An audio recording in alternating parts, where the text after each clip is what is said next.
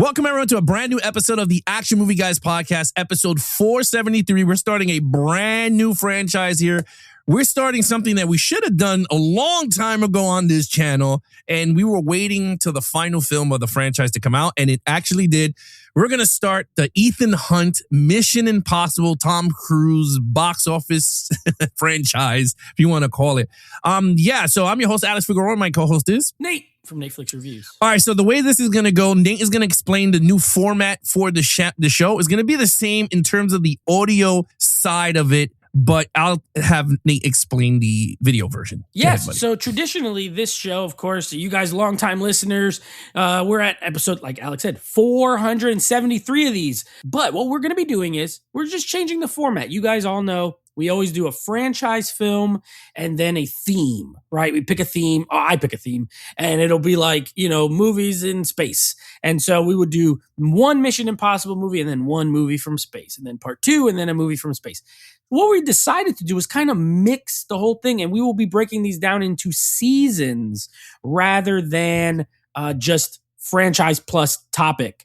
The franchises will be included in the season. So with that being said, this is season 1 of this format, and we are doing movies based on television shows. Of course, Mission Impossible started as a TV show, and therefore the franchise fits within that season. And then the other episodes we do will be one-offs of movies that are based on TV shows. So it'll all fall within the umbrella, but we're just going to be breaking it down into seasons, and instead of flip-flopping franchise, topic, franchise, topic, we're going to do all the franchise together, which should make it a lot easier, to be honest with you, having to remember two totally different style of movies. So yes, that's what we're going to be doing moving forward. The first season, I don't know, it's like, I think 16 or 17 episodes, and it'll all be movies based on television shows. Yeah, so again, if you guys want to watch the video version of this episode, you got to head over to youtube.com/geeksandflicks, and you're going to see a section there for Action Movie Guys, and then I'm going to have it as season 1, and then you get to see all the episodes with all the videos playing in the background while we're talking at the same time. So you're going to see all the stats and video of the movie. So when we're talking about it, you're going to see the action sequences and everything from the film itself. So with that said, let's have fun. It's been ages since we did this kind of show. Let's bring it back. It's time to do this how we used to. Nate, yes. When was all right, let's do it this way. Did you see this film when it first came out in theaters in 1996? No, I did not see this. The first Mission Impossible movie I ever saw was Mission Impossible 3 in the theater. 05 or something. Yeah, something like that. Somewhere around there. That was the first one I ever saw. And then I went back and watched 1 and 2. And then I just kept seeing the new ones at the theater. So this was the second Mission Impossible movie I ever saw, but I saw it in the 2000s. So it was at least 10 years old, probably, when I watched it. Yeah, for myself, I didn't see this in the theater. I remember watching this when it first came out. I think DVD or whatever the hell that format was. I think it was Blu-ray at the time. Came out, right? It probably came out on DVD. This came out in the DVD 96. Yeah, so DVD-ish. I saw it. And then I saw part 2 on up in the theater. I remember because I'm a big fan of the TV show. Okay. Of Mission Impossible. I've never seen the show. I've never seen yeah. It's kind of semi-similar, but totally different. Like each episode is a different agents that they're unique to that episode. So like one guy's a disguise and he'll like have all the makeup and everything, and he infiltrates. And so it's actually pretty cool the way they do the TV show. This totally changed the way they did everything. But it still has the same thing, the group, which we'll talk about it. Jon Voight does play one of the main characters of the TV show, which we're going to talk about in a few seconds do when you're breaking down your Rotten Tomatoes scores. But with that said, when it comes to box office numbers, how did this first film work? Did it work for people? Well, a budget of $80 million. Now, we got to remember the director is Brian De Palma. It's a big-time legendary director. Tom Cruise always wanted to work with him and said, hey, why don't you do a Mission Impossible? And he said, sure, let's do this. And a director who's known for like thrillers, not action movies. Yeah, so with that said, how did it fare, bro? $80 million, $457 million in the box office. I think that was a good A good turnout. Yes. You said 600? 450. 400. Okay, 400. Okay, so it made like 5 times its budget. Yeah, that's we call that a hit where I'm from. I don't know. I mean, well, obviously there's 8 of these, so it's not like it could not have bombed and then they would have made many more. Right. But it is a big hit. Yeah, 80 million. Even in today's money, like if you let's say did it for inflation, even if that's like $120 million budget or something, it made like 600 and something million. So no matter how you slice it, big hit. Right.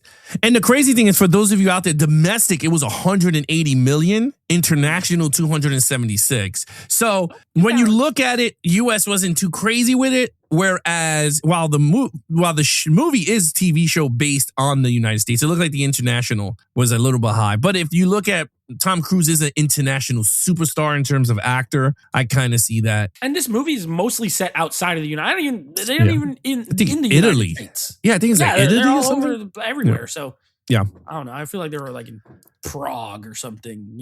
But it could be. Yeah, it could be. It's not in America. No, it's not. Okay, so with that said, we'll give you the box office numbers. Now let's get into some Rotten Tomato scores here. So what did the audience and the critics have to say about this film? Okay, so it was very interesting. I went to look up the Rotten Tomato scores for this, and they are a little lower than I thought they would be, but both are still positive. The critic score for this movie is a 67%, and the audience score is a 71%. So I'm not surprised. I'm surprised the critics are at 67. I thought it'd be a little bit more well received, but then again, this is not one that I like watch all the time. So I'm not super familiar with how most people feel about it. And I do look these up after I watch the movie. So sometimes my brain is like, if I really like it, I'll be like, wow, these are way low. And if I hate it, I'll be like, these are too high. These, I feel like they're pretty close, but I thought they'd be a little higher. I'll say this. The original cast of Mission Impossible went to see the movie. Now, there's a legend here, which I'm like trying to figure out if it's true or not, but I think it's like 90% true. I don't know. The legend is the original cast that was still alive for Mission Impossible went to see the movie when it debuted, premiered. And some of them walked out when they found out that one of the main characters of Mission Impossible became the villain. And they were like, oh, hell no. So they got up and they left. And Ethan Hunt is not even a character in a TV show. They just made his ass up. So he's not like a beloved character or nothing. He's a brand new character. Jim, which is played by Jon Voight, is the original Mission Impossible head leader of the entire group in the TV show. And he's the one that becomes the bad guy. So the original Jim got up and walked out. Boo! What a loser. I kind of like that. Well, I didn't know that.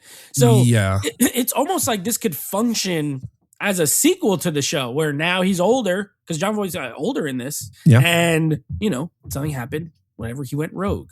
Yeah, so he goes rogue, but I remember when this movie, a lot of people were pissed off at that because Jim is the main dude. Like if you watch the TV show for 7 seasons, he's the main dude. Like he's a patriotic, I'm not going rogue. So it's like Jack Bauer going rogue. You're going to be like, what? Like when the hell will this happen after 13 seasons of him saving the president? I could see. You know what I mean? Yeah. So I could see why the backlash hit. And I can see why these numbers wasn't as crazy and why the United States number was at 180 and not higher. Once that smoke ends, you see the franchise get bigger because all the TV show characters are out now. This is now their own thing. So I guess they figured out, let's get rid of the TV show because it's going to hurt. Maybe. Keep the concept, but continue. Let's not try to do any ties to it. Exactly. I think that's where they figured out and went, oh, this is not going to work out well. When the original actors get up and leave and they're like, oh, no, this is, and you got to see it. I see it from their point of view because they played them for so long. Like, I mean, look at how the fans went crazy when they killed James Bond. And that was, 60 years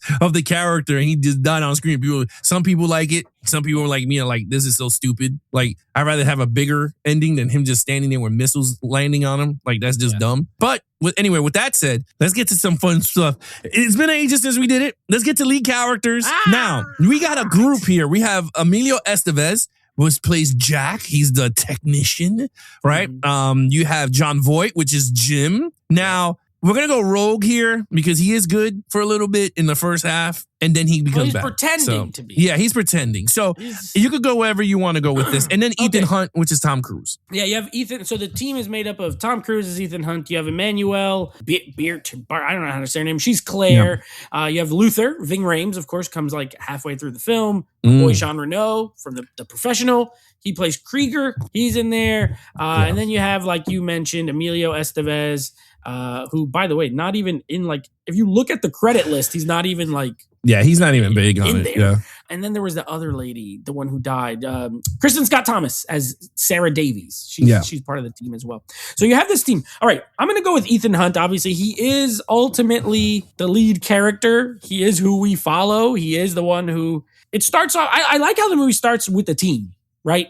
He just seems like part of the team. They don't really make a big deal about him being the man or anything like that. It's like, it's a group. They're doing a mission and the mission goes well. Then they get to the second mission. You know, John Voight is their captain sort of type of situation. And he's giving them the layout. And that one goes bad. And then from there, it's essentially pinned on Ethan Hunt that he is a mole. He's a traitor. And he has to go on the run and prove his innocence. A classic. This is kind of a classic setup for a movie like this. But it works. I think Tom Cruise is really good in this movie. I really like him. I could see why they cast him, especially at this time in the mid 90s. He does his run. You know, he runs in this one. He runs in all of them, but he really runs in this one twice. And so he's good for those scenes. He's good for the this is more of a thriller, if I'm being honest with you. And now when you watch it, you could see why they wanted De Palma for this style. This is more of an espionage, spy, thriller style where it would become a big time action franchise. So there is action, but anyway, all that to say, I think Tom Cruise is very good. I think Ethan Hunt's interesting. I wish there was a little bit more on his backstory. They don't give you much. Like, he's an agent, you know, he has a mom and like an uncle or whatever, they get arrested. Yeah. His dad died, you know that. But other than that, like, he never goes home. He's never home. He's always the movie starts with him on a mission and ends with him on a mission, pretty much, or like about to be. So that said, I do like the group dynamic when they are there. I love Ving Rhames, always. In this whole franchise, I always love Ving Rhames, and I think him and Tom Cruise have good chemistry, him and Luther. I like how he trusts him. It shows, even in this first movie, how he trusts him more than anybody, and that runs all the way through the franchise. So it's cool to see the origins of that. I'm going to give him a 4, though. I'm going to give him a 4. To me, it's still not a 5. I don't know. There's a certain detachment that is like, they keep him at arm's length, I think, even from the audience, where you don't really know what makes him tick. And so it keeps you from fully being like, this is an all-time, action character for me. So I gave him a 4. So you said it best. When it comes to Tom Cruise's Ethan Hunt, they do keep him at length, because I do agree with you. And that's due to the TV show characters, because everyone likes those characters. And again, I think Jim is the only one, and then I forgot the other ones, but everyone's trying to, it's too many characters on screen for them. First of all, this felt like the TV show, like a TV show, a pilot episode, if you want to say, of Mission Impossible, right? They introduced all the characters. You're right. It reminded me of Italian Job, whereas they all together, then you had Kiefer Sutherland's dad, Donald Sullivan, right? He's the leader. And then all of a sudden, your boy Hulk, Edward Norton shoots them, right? Like, that was the first 10 minutes you get invested. And that's how I felt like this movie had the same eerie style to it. They all laughing. Hey, Jim, what was that, assignment that you did? And he was like, oh, it was in Chicago and all this. And then they're giving you a little bit of murder mystery hints here with certain things and dropping. So felt like kind of a murder mystery. When it comes to Ethan Hunt, I do agree with you. I'm not sold on him as a character yet, because he's not the leader of the group. You get to see what makes him take a little bit, like he's trying to prove his innocence. But again, it falls on the line of we've been there, done that type of storyline where I felt kind of bored at times with the character, because I felt like there were certain situations that you're like, interesting, right? Like, you're just like, how would he handle it? I don't know. You're right. You do get him running. The action sequences is not action sequences, which we were going to talk about, where we get this big glorified set pieces and everything. You do get one or two maybe in this movie. The last one, I would say the finale. Right. That's like in the middle part where he throws the red light, green light into the fish tank. Remember the whole? Yeah, that's like a scene. Whereas at least the last one's like more of a set piece, is what. Right. It's like a big money. Yeah. So in the sense of Tom Cruise, I'm gonna be honest with you. At this time, I did not like Tom Cruise. I was just like, I wasn't too sold with his. I feel like his acting is kind of the same and everything. Like this Ethan Hunt is so different from when we go down the line. I feel like, and especially written wise. So with that said, I agree. I gave him a 4 out of 5. There's something in there. There's a cluster of greatness that needs to be popped. Right. That needs to come out. A kernel. Yeah, there's a kernel. Into a popcorn yet. A popcorn, action popcorn. It hasn't exploded into a popcorn yet. Hasn't exploded yet. Yeah. I agree. I give it a 4 out of 5 on Tom Cruise. Okay. Right. With that said, main villain, now we got John Voight, which is now the big, again, Jim. He's revealed. Yes, Jim Phillips. The villain. As the main villain, the rogue agent. What do you think? Okay, so yes, you have Jim, what a name. You have Jim Phelps. Also, there's also Jean Reno, Krieger, whatever. He turned out to be bad. He's working with him. And the girl. And Max. Vanessa Redgrave plays Max. Mm-hmm. She's like an arms dealer. And then you have Kittredge, Kittredge is an interesting character too. I'm only going to talk about him here. He's not a villain. He ultimately is a good guy, but he's portrayed as untrustworthy of our guy that we're following. Then Jim tells him that he's the mole. He's the one that blah, blah. But Ethan Hunt's smart enough to kind of piece it together and be like, I don't think so. But still, as the movie goes, you kind of don't like him for a little while. Kittredge, you're like, something's up with this guy. Yeah. I don't know. But anyway, I'll leave that alone. I think I liked him as a character. Phelps ultimately is the villain. I'm gonna be honest with you, weak. I don't think I have no attachment to the show. So I get what you were saying about like people might be upset if it's like this is your main guy and then all of a sudden he's a bad guy. And I could see that as someone who's never seen the show and didn't even know that. I just think he's a weak villain in that he's an old guy. He starts off, he's the leader, he starts the mission, he sets it all up. Then he gets shot, falls off a thing. He's off screen for an hour. And then all of a sudden he comes back and he's still like injured, even though I don't know how many days have passed, but he's still walking around like shot. And then he still tries to pretend to be good. And then like at the very end, he's like evil, right? Like literally on the train. The train is the first time he confirms he's bad, because before that it's just Ethan's speculation. And so it's like, okay, so he's really the main villain bad guy for the last 10 minutes of the movie, pretty much. I don't know. I think John Voight's a good actor. Nothing with the performance that makes me be like, ugh. And I like Jean Reno.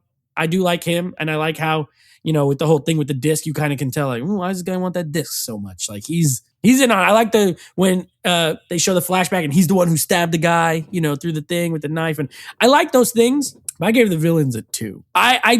Max is cool, but it's an arms dealer. There's, all of these movies, I feel like I don't remember when I start watching them, I remember them, but like, I feel like they all have a character like that. This sort of peripheral person who's bad, but is not like killing people on screen. And they're just a piece of the puzzle. She's a piece of the puzzle. She's not the puzzle. And then Phelps being the puzzle. I think it's a slightly underwhelming reveal as well. It's like, oh, that old guy is the bad guy. Like they build up this Job guy. Who's Job? It's the Bible Job. And then it's Jim. It's just Jim. So, and you mentioned, I think you mentioned too, like there's no real, why did he turn? It didn't seem like that much money. It was like 100. He's like, give me $100,000. That's it. That's like, I don't know. I feel like usually it's like millions that make these guys turn evil. So I don't know. This is the main element that I think is not great in this movie. I gave it a 2. I mean, I'm with you. I gave it a 2 also. I felt like it was TV show, and I keep repeating myself, but it was very TV show villains. Now that you say it. Yes, it's a very TV show villain. And what sucks is one thing I hate is also when you watch a movie, you already know who's the bad. This thing sets the minute you see John Voight, you're like, this dude is bad. Like the minute he's like, Jack, what are you doing? And he's literally standing on the computer doing this, and you're like, bro, this dude is just jamming his signal. Yeah, I'm like, and he does not look very pissed off that he killed off his entire team. So like, I think that's where the movie for me personally with the villains fell flat. Was that they should have included Jim in the execution of the team. Like, yes, he did shoot himself with a fake gun and he's like, oh, Ethan, and he falls into the water. No, I think he should have been in it and never show him again. Yeah. Until the ending. And then you go, holy crap. Like this dude was the whole setup and everything. Yeah. Once the minute you see him behind the computer and you already see like it took away the character. Now, when it comes to Max, I thought she was really good. She was just not in a lot of scenes. It was just like, was it Krigich? Krager? Yeah. I don't know how to pronounce Yeah, the guy that's in like The Professional. The Professional. He was good, but another face that you go, okay, like, again, the movie was trying to be a murder mystery style, espionage-y. It didn't flow with me. I don't think it worked with me. Now, when it goes to Krieger, I like him because you really don't know if he's good or bad. Like, he was the character that Jim should have been because you really don't know at all. Like, he tells Ethan to come in, but then you're thinking, oh, is he setting up Ethan, that son of a bitch? And the next thing you know, he does the thing. Like, he does what you like about the Bournes with the guy who keeps picking on Bourne and he starts shooting at everybody that he loves. Kittredge. Yeah, Kittredge. Yeah, him. Yes, I agree with you. It's like the Bourne movies. You hate those characters because you know they're bad, but they're doing everything possible. Yeah. Let's talk about it in person. No way. I know what you're going to try to do. So, like, those characters is what, to me, that makes the movie work. And I think he should have been more in the film, antagonizing Ethan Hunt to come. But it was just not much. Remember? He's there with a gun. He's not, it ain't like he's just behind a desk. No. He's out there trying to get him. I kind of like that. Especially when he put the disc in and he goes, well, you have like 2 minutes before they come in. And you see him walking in with a group of guys with the guns. So, I agree. I think at the whole, I like Kindridge better. Everybody else just felt like a TV show villain. I was just like, nah, it didn't work for me on that. I do agree. I gave it a 2 out of 5. I was just like, it needed a solid villain. I do like when Ethan Hunt puts on the glasses, the freaking meta glasses, and then Kittredge has it on his little Dick Tracy. This thing had all the Apple products and things like that before they existed. They got the camera glasses. He got an Apple Watch, and he's like, Jim. He's like, I got you on the train. I did like that part. It's funny. That was pretty cool. Okay, with that said, now let's get to some action sequences because I was kind of torn with this. I don't know where you're going to go with. I mean, I was torn between two numbers, but neither one of them was that high. So I got to be real. This has the least action out of all the movies. Mm-hmm. All 8 of them, this has the least. Now, I struggled because it's a 1996 film, right? And there are great scenes, but are they action? I feel like what De Palma is good at and what he does well here is these suspenseful scenes, right? The most iconic scene in the movie is, of course, where he's in the room trying to get the knock list and he's hanging. Yeah. Everyone knows that when he falls and he almost hits the floor, and a great scene with the rat. They got the rats coming. And it's like De Palma does a good job. It's very Hitchcock. It's very let's set up all these things, and something bad's gonna happen, but you don't know what it is. That's all well and good. But is that action? Not really. It's suspense. So I think this movie excels in even the mission, when they're doing the mission and he's walking around and then the girl's over there and then this guy and you don't know who's who. And then the car blows up. And I think all those are great, but are they action? I kept asking myself, is this action? I mean, an explosion counts to me. Explosions count as action. So you get a car blowing up. You get the water tank thing when they're at that restaurant where he blows up the fish tank. And then I think there was also some water like up above in this thing. And it's a cool shot. Looks great. And he comes running out of it. I do like when that waiter gets blasted through the window. Amazing. I always forget that happens and I always like it. Boom, gets blasted. The finale is a legitimate action set piece on the train. They're climbing outside the train. John Voight with his little suction cup things, and Ethan's dangling, and there's a helicopter in there. Then it explodes, and he goes flying at the screen. Does it look amazing? No, it doesn't. By today's standards, it does not. But in '96, this got a pass. Like, it doesn't look bad for '96. You know what I mean? I do always put myself in that mindset of this movie's not made in 2026. It's not going to look like 2026. But it looks hilarious when John Rose in the helicopter and like it's the view from the back of the train. You just see him like, it looks like a video game almost. That being said, there's one set piece of action and the rest is two little bursts of explosion. There's not a lot of fight. There's no like hand-to-hand crazy fighting or anything like that. There's not a lot of shooting at all. Barely any. I don't even remember like Jim gets shot, but there's no shootouts. There's no. I gave it a 2. It's not a 1 to me because at least the finale is pretty thrilling. And they're all well shot. Like the movie's well shot, but it's not action. It's not. It's a thriller. It's a spy thriller. So I gave it a 2. So when I ended the movie, I was with you on that one. I was like, man, how the hell am I going to score this movie? Because I was like, this had nothing action-y, at all. He had the run, but that was in the, when he exploded the 10 tanks of fish in the restaurant. And I was like, okay, cool. Him out like Sonic the Hedgehog. Yeah. So I was just like, okay, but you're right. There's nothing, the beginning sequence was not kind of action. It was more of a setup, and then the helicopter scene when they're going up and he attaches the helicopter to the train and it goes right into the tunnel. And I was like, okay, that's cool. You're right. The ending, I wasn't too crazy with the ending. I'll be honest with you. Very CGI. But you're right. I mean, for 96, it looked great or whatever. But even looking at the sequence, I was just like, this is not even... I wasn't too into it. I was just like, yeah, because I felt the same even when I felt in 96. Like, dude, this dude is going 200 miles per hour. And you have a helicopter in a small tunnel, bro. Like, yeah, it felt very James Bond. In there. Yeah. It felt very Roger Moore James Bond. Like that comical, goofy thing. Like there's no physically possible you have a helicopter attached to a train getting dragged like 200 miles per hour in a tunnel, not getting side to side, and he's hitting it a little bit like, okay, whatever. He explodes in a tunnel, gets pushed into the thing. Like, I'm like, if you break it down, you're like, this is dumb. But at the end of the day, it's a long sequence. It's pretty cool. Whatever. They don't fight much in this. This movie has no hand-to-hand. You're right. It has no hand-to-hand. No car chase sequence, which I love my car chase sequences. They have none of that. No aerial pursuit. No him jumping out of a plane. Like, this is a pure murder mystery / spy movie. Like, this is like an old 1960s, 70s style of movie, which could work for people or maybe not. I feel like it didn't work for me in terms of action. I felt like in action they needed more, but I could understand Brian De Palma is not that type of director. And we talked about it a lot. If you're not a director that shoots action, your film is not going to look action. If a person is an action director, my man's going to throw action into the movie anywhere possible. So was he the right person for this project? I honestly don't know. I think he did a fantastic job in the suspense side. I mean, he did a great job.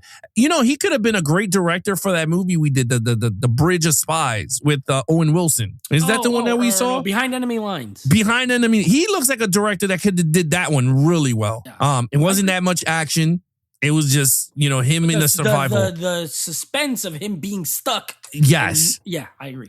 I think Brian De Palma will excel better at that. But he did good here, though. But anyway, with that, I gave it a 2 also. I don't think this is an action movie. Now, maybe it could work for storyline. But what did you think of storyline? Yeah, and I'll just piggyback off what you said. I do think he's the right guy for the job, for the movie they made. Now, ultimately, this became an action franchise. Yeah. But I don't know if that was the original intent, was to make it a huge, big budget action spectacle. I don't. Because if that was the case, I don't think he would have got the job.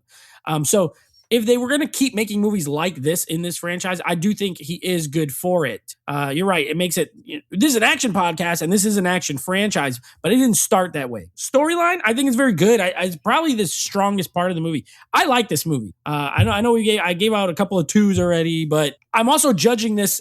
We're watching it through the lens of an action podcast. Just as a movie, it's very good. I like the story of this movie. I like that they kill off all those characters early in the movie. Like Emilio Estevez, I always forget how little he's in the movie. He's not in it a lot. He's in like 3 scenes altogether. And even Kristen Scott Thomas, like you don't really think she's going to die.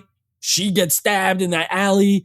The other girl who barely even, I don't even know if she talks, gets blown up in that car. It has a lot of twists, you know? Even though we talked about how Phelps seems bad, the girl, the wife, you don't really know kind of where her loyalty is throughout most of it. I think that she does a good job. I like the disavowed agents. I like how one ultimately is bad and one ultimately is good with Ving Rhames' character, Luther. So I think, and you touched on Max as well. Like Max is a cool arms. It's cool that it's an old woman too. I think that's kind of like, it's different than most of these. So I think this movie has a lot to offer as a spy film. It does.